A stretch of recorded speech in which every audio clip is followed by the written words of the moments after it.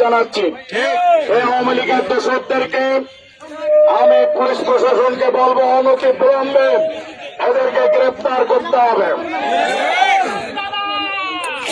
সংগ্রামী সাথী বন্ধুগণ, নিশ্চয়ই আপনারা অবগত আছেন বিগত 16 বছর ভোট চোরের সরকার, বিগত 16 বছর লুটপাটের সরকার, বিগত 16 বছর এই জালিম সরকারের আমরা যে জুলুম আমাদের উপর করেছিল বাংলাদেশ জামাত ইসলামী এই জালিমের সবচেয়ে বেশি জুলুমের শিকার হয়েছিল।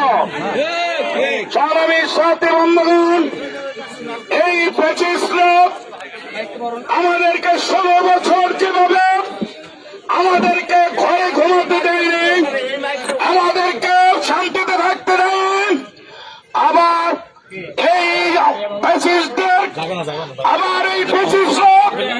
আমাদের উপর আক্রমণ করার জন্য আমাদের উপর যে মামলা দিয়েছে, আমি সাদুল্লাহপুরের ওসিকে বলতে চাই, ওসি সাহেব আপনি মামলা নিয়ে প্রমাণ করেছেন আপনি আওয়ামী লীগের দোষর।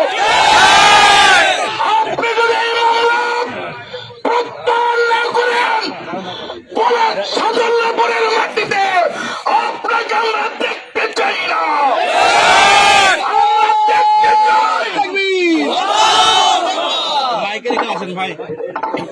সংগ্রামী সাথী বন্ধুগণ, আমাদের তা করবে না। হোটেলের তারা খানা খাচ্ছিল, আমাদের নেতা কর্মীরা তারা তাদের নিজস্ব কাজ কর্ম করতেছিল, অথচ কোন পটনাতে সন্ত্রাসী নিহত হয়েছে আমরা মিডিয়ায় দেখতে পেয়েছি। তারপরও সাদুল্লাহপুরের ওসি আপনাকে আমরা দেখতে চাই আপনি কার সাহায্যে এই মামলা নিয়েছেন। অনতি বিলম্বে জামাত শিবিরের বিরুদ্ধে এই মামলা প্রত্যাহার না করা হলে দুর্বার কোন আন্দোলনের মুখে আপনাকে অতীতের ওই হাসিনার মতো পালাতে হবে। সংগ্রামী সাথী বন্ধুগণ, একটা নেতা কর্মীর বাড়িতে ওসি সাহেব যদি পুলিশ চায় আপনি ভীমরুলের চাককে থামাতে পারবেন না। সংগ্রামী সাথী বন্ধুগণ, আমরা এই ওসি সাহেবের আইডেন্টিফাই করব, এই ওসি সাহেব কোন সময় নিয়োগ হয়েছে, কোন আওয়ামী লীগ তাকে নিয়োগ দিয়েছে। সংগ্রামী সাথী বন্ধুগণ, ওসি সাহেব আপনার ভাবা উচিত ছিল মামলা নেওয়ার আগে জামাতের নেতাদের সাথে আপনার কথা বলা উচিত ছিল।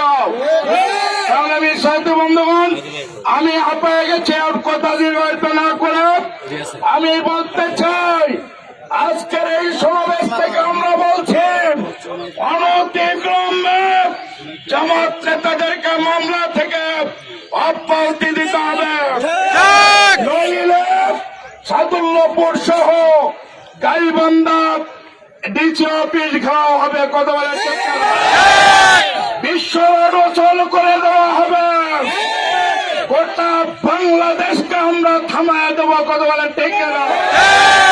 সকলকে ধন্যবাদ। বাংলাদেশ জামাত ইসলামী জিন্দাবাদ। আসসালামু আলাইকুম।